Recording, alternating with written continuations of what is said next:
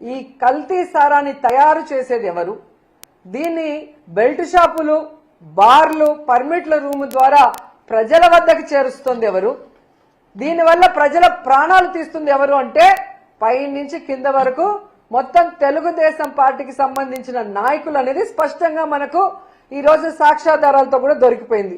ఎందుకంటే ఈరోజు ఏ జిల్లాలో చూసినా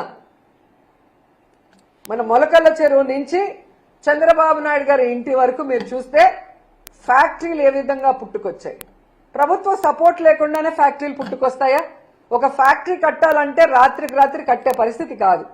మరి ఈరోజు రాష్ట్రం అంతా ఫ్యాక్టరీలు పెట్టడమే కాకుండా ఈ కల్తీ మద్యాన్ని ఏ విధంగా చాలా ప్లాంట్ గా ఒరిజినల్ బాటిల్స్, ఆ సీల్స్, ఆ స్టిక్కర్లు ఎక్కడి నుంచి తెచ్చారో నిజంగా వీళ్ళు చేసే ఎదవ పనిని కూడా అంత పర్ఫెక్ట్ గా చేసి ఈరోజు ప్రజల జీవితాలు తీసుకుంటూ, ముఖ్యంగా ఈ కల్తీ మద్యంతో మహిళల పసుపు కుంకాలు చెరిమేస్తూ వాళ్ళ మంగళసూత్రాలని మట్టిలో తొక్కేస్తూ సిగ్గు లేకుండా మళ్ళీ చంద్రబాబు నాయుడు గారు ఈరోజు డైవర్షన్ పాలిటిక్స్ కి ఎలా తెరలేపారో మీ అందరూ కూడా చూడాలి.